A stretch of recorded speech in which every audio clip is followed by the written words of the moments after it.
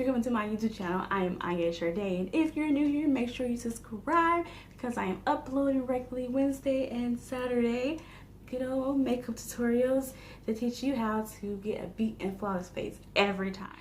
And these few Saturdays and going to the rest of the year, I have been breaking down my foundation routine down in different sectional videos. I've already talked about priming, color correcting, applying my foundation, and now we're at contour and highlighting. So if you would like to learn some tips and tricks about contour and highlighting, stay tuned. Okay, so I like to break down everything in different sections within the video so you can follow along and understand exactly what I'm talking about when I'm talking about it. So breakdown one is going to be breaking down what powders are supposed to do. So why do we even use powders? That is going to be breakdown one, and within breakdown one you're going to also understand the different powders such as setting powders and breaking down loose powder. And then breakdown two, you're going to understand where the highlighting come in.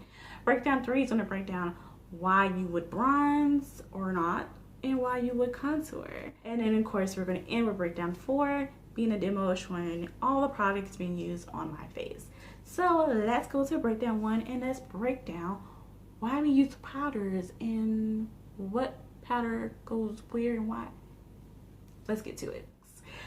Now, when it comes to powders, powders are created to either mattify or set in place a cream or liquid based product.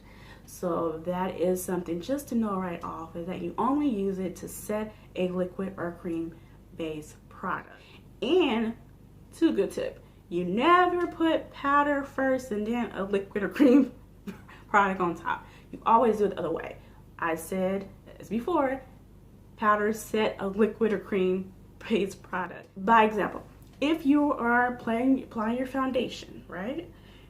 You want to definitely understand, are you going to apply cream or liquid base under eye highlight, or are you going to apply liquid or cream base contouring?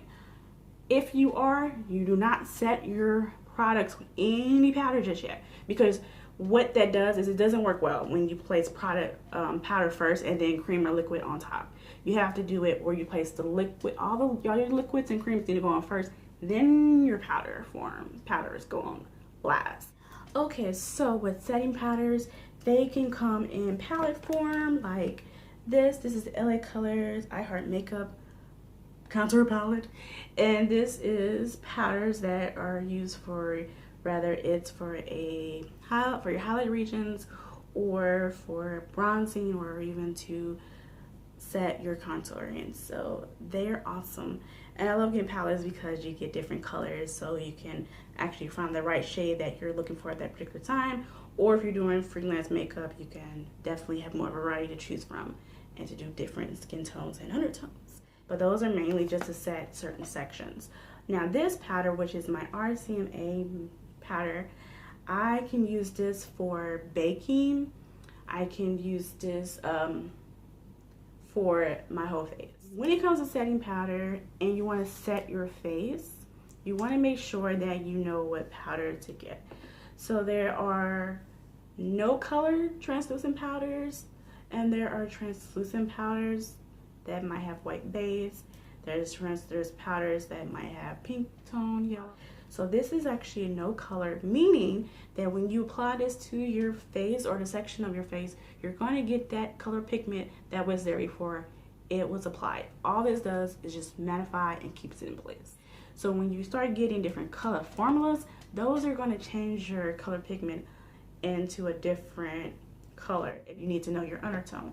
Definitely check out my undertone video, because knowing your undertone helps you understand what foundations to use, what concealers to use, and even what powders to use. Of course, knowing your skin type as well. If you have drying skin like me, you don't always want to use a lot of powder. You really just want to use it for the sections and you want to use it, or you want to find a powder that works. I will say for having dry skin, especially really dry around fall, winter, this works really well. Because when you highlight, or should I say, when you highlight certain sections, that is just allowing the light fixtures to hit certain spots where you can be seen. It gives you that illusion to pay attention in certain areas. That is the reason why we highlight in the high points, whether whether it's with a regular highlighter or we do the under eye highlight right here, because we want you to focus here, or we might highlight like right in our forehead because we want you to focus there. Because what we're doing with the contouring is we're actually sculpting our face, and we'll talk more about that in breakdown 3. 2 shades lighter, and then you would put on a setting powder that's going to bring that pigmentation to life with the baking trick. And the baking trick, you ask, because you apply this product, which is a loose no color, or you would use a translucent or no color powder to your regions. Usually it's under here because that's where the light usually hits, here as well, and you let it sit. You let it sit for a good, it can be 5 minutes, 10 minutes, 15 minutes. Okay, breakdown 3, bronzing and contouring.